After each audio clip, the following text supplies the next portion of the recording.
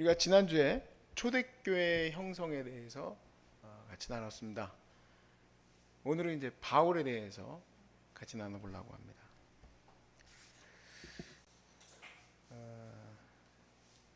바울은 신약 성경 저자 중에서요 가장 먼저 신약 성경을 쓴 사람이다 이렇게 봅니다. 그리고 바울이 이 하나님의 그 말씀인 이 신약을 자기의 그 서신서들을 쓸 때에 누군가의 생각을 참고한 것이 아니다. 이것은 자기만의 독자적인 것임을 알게 하기를 바랬어요. 그걸 성경에 써놨죠. 갈라디아서 말씀해 보시면 그의 아들을 이방에 전하기 위하여 그를 내 속에 나타내시기를 기뻐하셨을 때에 내가 곧 혈육과 의논하지 아니하고 또 나보다 먼저 사도된 자들을 만나려고 예루살렘으로 가지 아니하고 아라비아로 갔다가 다시 다메섹으로 돌아갔노라. 다른 데 간 적이 없습니다. 그죠? 아라비아로 갔다가 다시 다메섹으로 돌아갔다 그랬습니다. 그러면서 또한 자기가 독자적으로 이 신약의 이 내용을 썼지만 이 서신서를 썼지만 또한 다른 선지자 다른 사도들이죠. 사도들과 연계성이 있음을 밝혀요. 갈라디아서 2장 1절부터 10절까지의 말씀에 보면 14년 후에 내가 바나바와 함께 디도를 데리고 다시 예루살렘으로 올라갔더니 계시를 따라 올라가 내가 이방 가운데서 전하는 복음을 그들에게 제시하되 유력한 자들에게 사사로이 한 것은 내가 다름질하는 것이 아니라 다름질할 것이 헛되지 않게 하려 함이라. 그러나 나와 함께 있는 헬라인 디도까지도 억지로 할례를 받게 하지 아니하였으니 이는 가만히 들어온 거짓 형제들 때문이라. 그들이 가만히 들어온 것은 그리스도 예수 안에서 우리가 가진 자유를 엿보고 우리를 종으로 삼고자 함이로다 해 그들에게 우리가 한시도 복종하지 아니하였으니 이는 복음의 진리가 항상 너희 가운데 있게 하려 함이라. 유력하다는 이들 중에 본래 어떤 이든지 내게 상관이 없으며 하나님은 사람을 외모로 취하지 아니하시나니 저 유력한 이들은 내게 의무를 더해 준 것이 없고 도리어 그들은 내가 무할례자에게 복음 전함을 받은 것이 베드로가 할례자에게 맡음과 같은 것을 보았다. 베드로에게 역사하사 그를 할례자의 사도로 삼으신 이가 또한 내게 역사하사 나를 이방인의 사도로 삼으셨느니라. 또 기둥같이 여기는 야고보와 게바와 요한도 내게 주신 은혜를 알므로 나와 바나바에게 친교의 악수를 하였으니 우리는 이방인에게로 그들은 할례자에게로 가게 하였습니다. 자, 그러니까 잘 표현을 해놨죠. 자기의 이런 어떤 그 하나님께서 이방을 향해서 복음을 전하라고 하신 말씀 가운데 특별히 할례를 행하지 말고 이런 부분들에 대한 부분이 자기가 독자적으로 그냥 아무 연계성도 없는 것이 아니라 지금 말한 것과 같이 지금 예루살렘 교회 수장은 야고보예요. 물론 예수님의 수제자는 베드로지만 그래서 야고보, 게바, 요한 이런 중요한 그 예수님의 제자들의 연계성에 대해서도 잘 얘기를 했습니다. 사도 바울은 이제 앞으로 이방인의 사도로 더 알려지죠. 지금 앞에 갈라디아에서도 말씀했지만 자기는 이방의 사도로 또 그리고 베드로는 할례자의 사도로 그렇게 부름을 받았다 그랬습니다. 그래서 그게 이방인의 사도로 더 부름을 받게 된 것은 특별히 사도 바울이 율법의 짐에 대해서 이방인들이 질 것이 없음을 분명히 강화했기 때문에 그렇죠. 그래서 할례라든지 유대적 예배 형식, 음식 규례, 유대 절기 등에 대해서 매일 필요가 전혀 없다. 전혀 없다예요. 매일 필요가 조금은 있다가 아니라 전혀 없다. 그런데 요즘에 나타나는 이단들은 또 걸어 넘어가려고 해요. 그게 참 신기해요. 왜 또 거기 넘어갈까? 그렇죠? 네. 사도 바울이 열심히 복음을 전해서 이방의 사도라는 말이 붙었지만 이방의 사도라는 말이 붙게 된 가장 중요한 배경은 바로 이 신학적인 배경을 잘 깔아놨기 때문에 그래요. 그걸로 인해서 급속도로 복음이 전 세계에 퍼질 수 있게 됐죠. 사도 바울은 최초의 그리고 최고의 기독교 신학자입니다. 초대교회 때에도 많은 제자들과 사도들이 있었지만 가장 정말 지대한 영향을 미친 분은 바울이죠. 바울. 근데 이 사도 바울의 이 신학은요, 어떤 아카데믹하게 자기가 뭔가 신학적으로 뭔가 펼치고 싶어서 쓴 게 아니에요. 목회적인 배경 속에서 쓰여진 거다. 이렇게 볼 수 있습니다. 바울의 나이를 우리가 한번 추정할 수 있는데, 추정할 수 있는 본문이 딱 한 구절이에요. 사도행전 7장 58절. 사도행전 7장 58절에 보면 성 밖으로 내치고 돌로 칠세 증인들이 옷을 벗어 사울이라는 누구라고 써 있어요? 예. 청년이면은 50은 아닐 거 아니에요. 40도 아닐 거고. 그러니까 여러분 이게 대략적인 축약입니다. 그래서 이때쯤 나이를 우리가 18살에서 30까지 대략 한 12년 정도를 갭을 두고 볼 수 있어요. 그래서 그렇다면 바울은 AD 5년에서 15년 사이에 출생했을 것이다. 그렇다면 예수님보다는 동생이네요. 근데 동시대에 살았을 거고 예수님보다는 밑에 나이 사람이다. 추정할 수 있습니다. 사도 바울의 고향 사도행전 21장 39절에 나옵니다. 바울이 이르되 나는 유대인이라 소읍이 아닌 길리기아 다소시의 시민이니 청컨대 백성에게 말하기를 허락하라. 자, 다소 출신. 이 도시는 BC 333년에 페르시아로부터 알렉산더가 파괴되는 것으로부터 구해낸 도시다. 알렉산더가 파괴되는 것으로부터, 페르시아로부터 파괴되어질 수도 있었었는데 그것을 구해낸 도시예요. 그리고 로마는 이 도시에 특별히 자치구로 지정해서 자기들의 문화를 이루도록 해놨습니다. 굉장히 헬라적인 도시다라는 얘기예요. 이런 배경은 다소가 굉장히 헬라적인 도시다. 그래서 학문이 굉장히 발달했고 알렉산드리아와 아테네에 이은 최고의 로마 도시로 성장한 곳이다. 와, 그런 도시에서 살았군요. 오늘날로 말하면 강남은 아닌 것 같고 분당이나 일산쯤 되는 것 같아요. 분당이나 일산쯤 되는 아주 학구적인 도시, 학문적인 도시, 문화적인 도시에서 살았습니다. 이 로마의 그 다소는 로마 제국의 교육 시스템을 갖고 있는 게 당연하겠지만 로마 교육 시스템을 갖추고 있었어요. 그래서 그 로마 교육 시스템은 3단계로 되어 있습니다. 우리나라도 초, 중, 고 이렇게 되어 있죠. 그리고 대학생이죠. 우린 4단계네. 이 사람들은 이제 3단계로 되어 있는데 7살에서 14살까지 초등교육을 받고 초등교육 때 어떻게 읽는지 쓰는지 기본적인 수학들을 배우고, 그러니까 바울은 이런 걸 배웠을 거를 추정하는 거죠. 그 다음에 2단계로는 14세에서 18세까지 인데 문법에 의한 작문을 배우고 고대 저자 중에서 호모와 에우리피데스의 글을 읽고 외우는 수업을 받게 된다. 그리고 2단계에서 에세이와 편지를 쓸 때 문법에 맞게 쓰는 것을 배우게 되고, 그리고 지리와 음악을 배웁니다. 세 번째 단계로는 최고의 신이 되기 위해서 짐나지움에서 수사학으로, 철학 교수들로부터 짐나지움에서 수사학을 배우게 됩니다.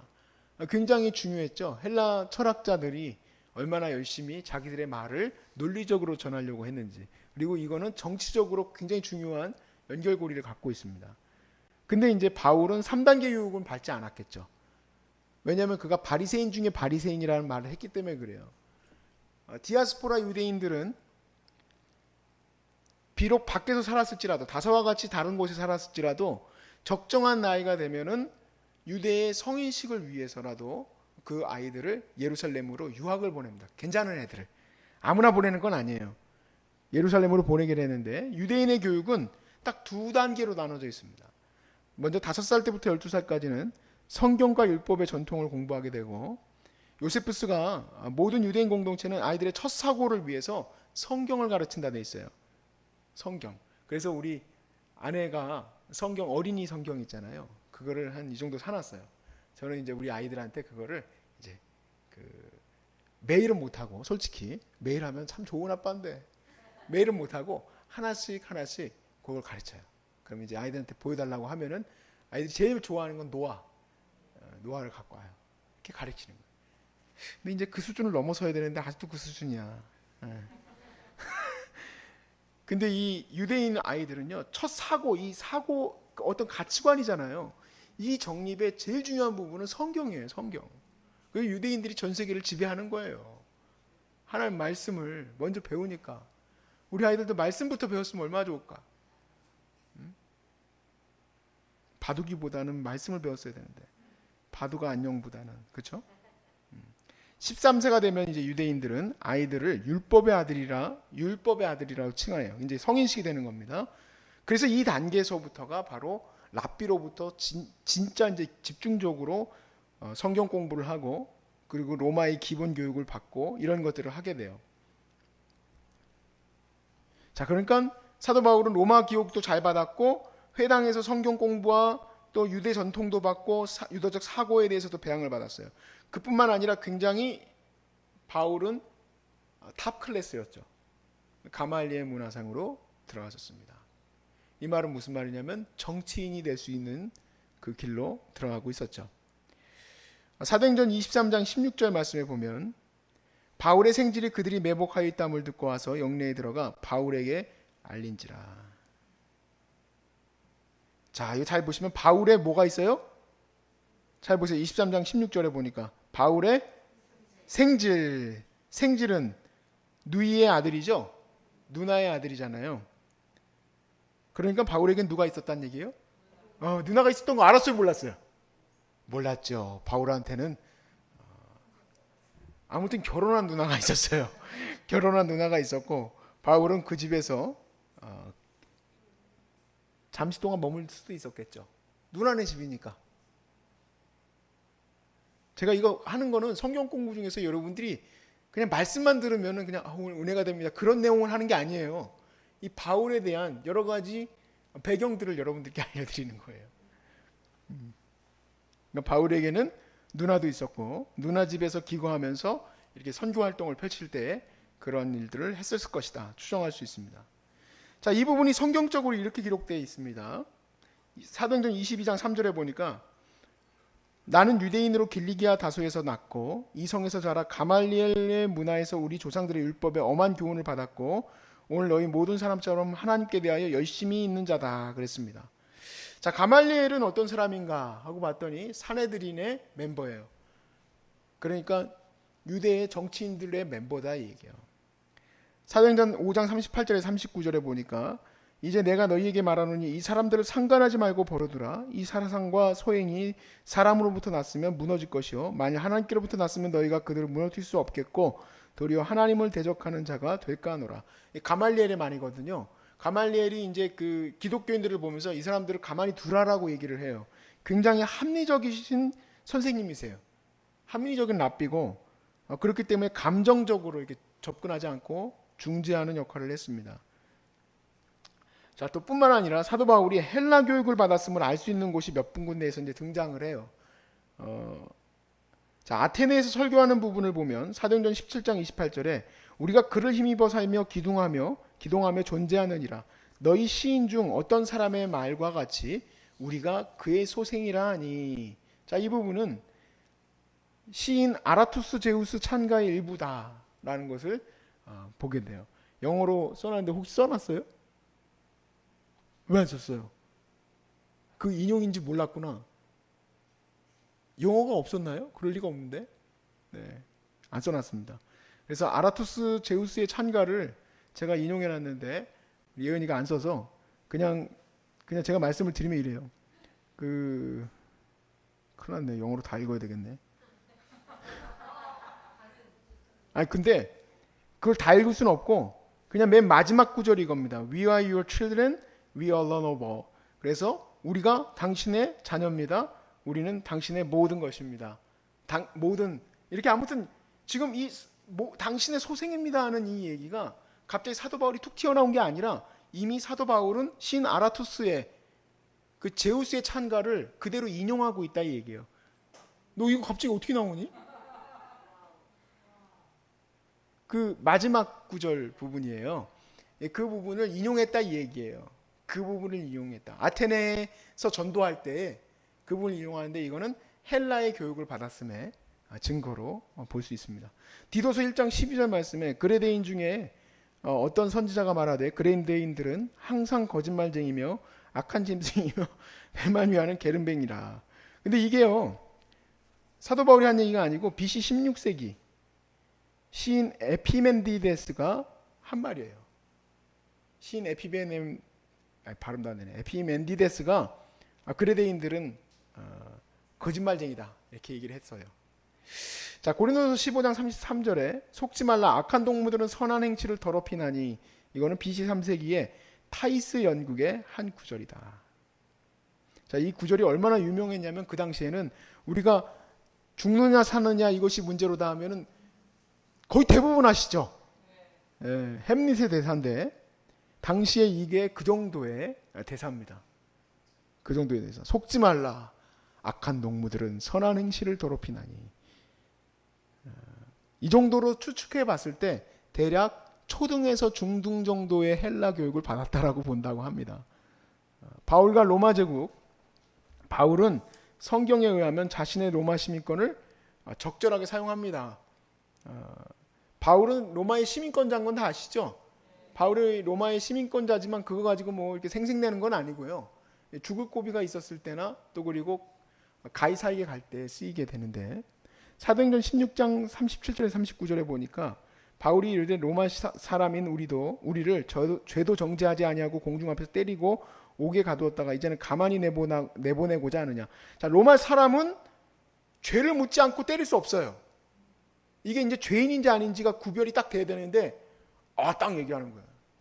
때려가지고 이제 하려고 하니까 로마 시민권자를 죄를 묻지도 않고 감옥에 가둘 수가 있느냐? 네가 로마 시민권자냐? 로마 시민권자예요. 로마 시민권자예요. 부하들이 이 말을 상관에게 보고하니 그들이 로마 사람이라 하는 말을 듣고 어떻게 했대요? 두려워했어요. 두려워하여 와서 권하여 데리고 나가 그 성에서 떠나기를 청하니. 제가 예전에는 미국 시민권이 되게 센 줄 알았거든요. 근데 로마 시민권이 더 센 것 같아요. 왜냐면 미국 시민권자 중에 어떤 우리나라 사람이기는 했지만 미국 시민권자죠. 그 목사님 이름 까먹었다 갑자기. 배 목사님인데. 여러분 아세요? 감옥에 갇혔었어요. 그 목사님이 어느 이제 캐나다의 어디에서 집회했던 말 때문에 그 말 때문에 정치적인 정치 수용소에 갇혀가지고 한 3년인가 갇혀 있다가 나오게 됐죠. 까먹었어요. 그 혹시 댓글에 누가 다시면 좋은데 누가 안다나? 미국 사람도 갇히는데요. 로마 시민권자는 못 가둡니다. 로마 시민권자는 그렇게 세요. 그 다음에 22장 25절에서 29절에 가죽줄로 바울을 매니 바울이 곁에 서 있는 백부장더러 이르되, 또 이제 얘기해요. 너희가 로마 시민 된 자를 죄도 정하지 아니하고 채찍질을 할 수 있느냐 하니, 백부장이 듣고 가서 천부장에 전하여 이르되 어찌하려 하느냐, 이는 로마 시민이라 하니 천부장이 와서 바울에게 말하되 네가 로마 시민이냐 내게 말하라 이르되 그러하다. 천부장이 대답하되 나는 돈을 많이 들여 이 시민권을 얻었다. 돈 주고 살 수 있는 거예요. 나는 로마 시민권을 돈 주고 샀다. 바울이 이르되 나는 나면서부터다. 신문하려던 사람들이 곧 그에게서 물러가고 천부장도 그가 로마 시민인 줄 알고 그가 결박한 것 때문에 두려워하였다 써 있습니다.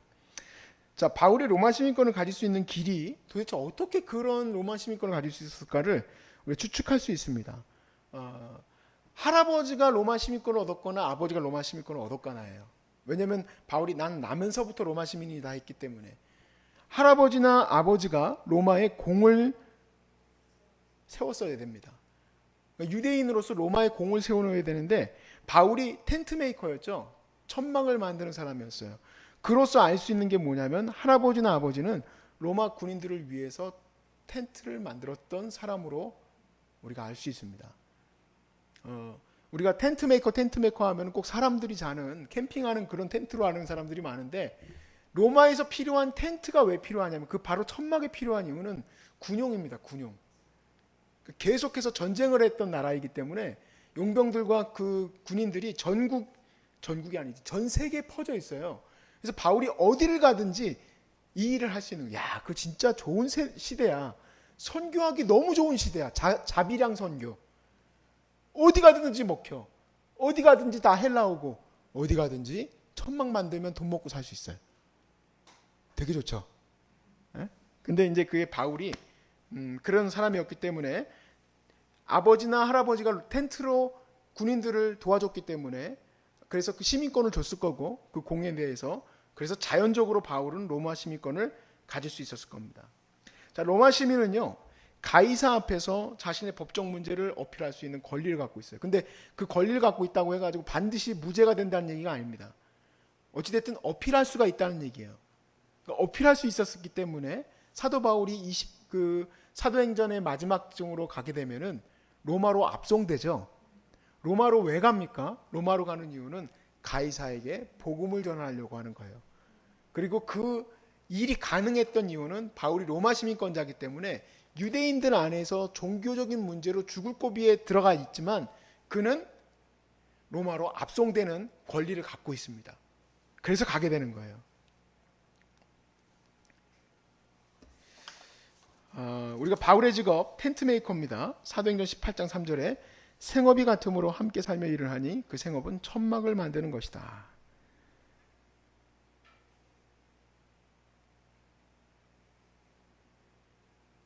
자, 근데 이 바리새인들이 사두개인과 좀 다른 부분이 있습니다. 바리새인들은요 원래 자신의 생업을 하면서 삽니다. 자신의 생업을 하면서도 랍비적인 또 그리고 국가적인 일들을 병행했기 때문에 바리새인들은 굉장히 그 시대의 서민들에게 존경을 받았죠. 우리나라 정치인들이 자기의 생업을 하면서 정치를 했다. 꽤 존경을 받았을 것 같아요. 독일은 보니까 그렇게 하는 것 같던데 우리나라는 많이 받아가시더라고. 많이 받아가셔. 그리고 뒤로도 많이 받아가셨어가지고 옛날에는 아무튼 국회의원 한번 해보려고 논 몇 마지기를 갖다 팔았다는 얘기 저 많이 들어봤어요. 시골 계신 분들이. 근데 이제 바리새인들은요 그 유용한 기술들을 자기가 갖고 있었었는데 이 사도 바울 같은 경우에는 바리새인이었을 때는 딴 것을 했냐? 그렇지 않습니다. 그때도 천막 만드는 기술을 갖고 살았을 거고 그리고 지금은 또 선교할 때 자비랑 선교를 위해서 쓰였습니다. 자, 바울의 종교입니다. 바울의 종교는 당연히 유대교죠. 바울이 자신을 소개한 것을 통해서 바울이 어떤 회심을 했는지 유대교에서의 회심 무엇을 말하는지 우리가 알 수 있게 됩니다. 사도 바울은 난지 8일 만에 할례를 받았어요. 이는 유대인들의 율법에 의한 것이죠. 그 다음에 레위기 12장 3절에 여덟째 날에는 그 아이의 포피를 뺄 것이다. 바울의 혈통은 분명한 이스라엘 형통. 바울은 베냐민 지파는 사울 왕가이기도 했죠. 그리고 바울의 히브리식 이름은 사울입니다. 어떤 목사님들이 가끔 사울은 작은 자, 바울은 큰 자라고 해가지고 회심하고 나서 바울이 됐다 이렇게 하는데 그게 아니고요. 파울루스는 헬라식 발음이고 사울은 히브리식이에요. 그래서 그렇게 알고 여러분들이 이해를 해주시면 되겠습니다. 바울은 히브리인 중에 히브리인이다 라고 얘기했어요. 자, 이 말은요 우리가 앞에 이제 초대교회 때도 얘기를 했는데 일반적으로 헬라파 유대인들은 헬라어를 주로 사용합니다. 그리고 정통 유대인들은 히브리어, 팔레스타인에 거주하는 사람들은 아람어를 사용하고 그 중에서도 성경에 능통한 유대인들은 히브리어를 사용하죠. 근데 바울이 히브리인 중에 히브리라는 말을 했기 때문에 그는 언어가 히브리어를 아주 능숙하게 사용할 수 있는 사람인 것을 알 수 있어요. 또 바리새인이라 말합니다. 바리새인들은 매일의 삶 속에서 말씀을 적용하는 것을 굉장히 중요시 여기는 사람들이에요. 사도행전 23장 6절에 바울이 그중 일부는 사두개인이요 다른 일부는 바리새인인 줄 알고 공회에서 외쳐 이르되 여러분 형제들아 나는 바리새인이요 또 바리새인의 아들이라 죽은 자의 소망 곧 부활로 말미암아 내가 신문을 받았노라. 자, 그러면 이 말씀을 통해서 알 수 있는 것은 사도 바울의 아버지도 바리새인이었구나. 그리고 성경에 능통하고 정치적으로도 연결이 돼 있구나. 굉장히 명문가정이에요. 다소 출신이고 헬라와 철학에 능통하고 또 그뿐만 아니라 성경에 능통하고 가말리엘의 문화에 있었고 그리고 정치적으로도 입문했었던 아주 장래가 촉망받는 청년이었습니다. 촉만 받으면 뭐합니까? AD 70년에 나라가 망하는데 우리도 그런 걸 모르고 살아요. 내가 일산에서 아이를 낳아가지고 이 아이가 거기서 교육을 잘 받고 분당에서 교육을 잘 받고 그래가지고 얘가 앞으로 뭐가 되고, 그럼 뭐 합니까? 언젠가 이 나라가 이렇게 멸망하게 될지 누가 알겠어요? 알 수 없는 거예요. 바로 우리가 잘 사는 길은 하나님 말씀 앞에 서는 건 줄로 믿습니다. 사도 바울은 그걸 깨닫고 하나님 앞에 돌아오게 됐죠. 얼마나 열심히 넘치는 유대인이었냐면 교회를 박해하는 자였어요. 자, 어느 정도로 그가 열심을 가졌냐? 교회를 박해했다 그랬어요. 교회를 박해할 권리가 없습니다. 그에게는 사람을 박해하는 거잖아요. 근데 그 권리를 누구에게서부터 받아오냐면 예루살렘의 랍비로부터, 예루살렘의 정치인들로부터 받아와요. 내가 가서 그들을 핍박하겠다, 그들을 데려오겠다, 이거에 대해서 인정을 받고 갈 정도로 아주 열심히 있는 사람이었습니다. 찾아다니면서, 곳곳에 찾아다니면서 교인들을 찾아냈다 이 얘기예요. 그리고 사도 바울은 율법으로는 흠이 없다고 말했어요. 이 말은 그가 율법으로 의로움을 말하는 것이 아니라 법적으로 아무 문제가 없다. 황순찬님 법적으로 문제 있습니까? 그러니까 율법으로는 문제가 없는 겁니다. 글쎄, 세무조사 들어가 볼까요? 우리나라 제일 무서운 거 세무조사잖아. 난 율법으로는 아무 문제가 없다 할 정치인들과 저희가 별로 없는 것 같아. 우리 같은 서민들은 털 게 없어. 근데 바울은 당시 엘리트였기 때문에 굉장히 대단한 사람이에요. 아주 청렴결백하고 정말 하나님 앞에 열심히 살려고 했었던 사람이었습니다. 근데 이 모든 배경들이 그리스도 앞으로 돌아오게 되면서 어떻게 됩니까? 다 100% 사용되어집니다. 그가 공부했었던 것들과 하나님 말씀을 바라보는 그 관점, 헬라어, 히브리어와 아람어까지도 모두 능통했었고, 그걸로 인하여 신학적인 배경과 모든 것을 충분히 깔 수 있었던 그런 시대에 하나님께서 선택하신 그런 사람이었어요. 저도 마찬가지로 하나님이 나를 사용하시려고 이 시대에 부른 줄로 믿습니다. 그래서 내가 지금까지 해온, 심지어는 제가 숨쉬는 그 생각까지도 다 하나님이 사용하시더라고. 지금은 내가 그동안에 젊었을 때 고민했었던 생각들과 또 이렇게 해가지고 내가 이것을 이렇게 터득해야지 했던 것까지도 하나님이 다 지금 사용하게 하셔. 기타 치는 거, 여러분 기타 내가 왜 배웠겠습니까? 기타 치는 것도 다 사용하시더라고. 내가 그 깨달은 아이교육법 하나는, 우리 아내가 아이교육법 책을 2개나 냈는데, 저는 책은 없지만 깨달은 게 있어요. 내 삶을 통해서 뭐든지 하고 싶은 거 시키는 거야. 그리고 예수를 온전히 믿으면 다 사용하셔. 하나님이 완벽하게 사용하셔.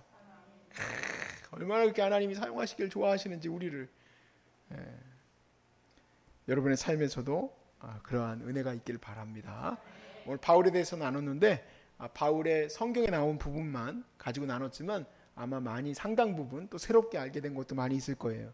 그래서 여러분들에게 주신 이 귀한 하나님의 말씀을 하나님이 이렇게 한 종을 사용하셔서 썼는데, 앞으로 이 말세에 여러분들을 사용하셔서 하나님이 귀한 나라를 세워나가시길 주 이름으로 축복합니다.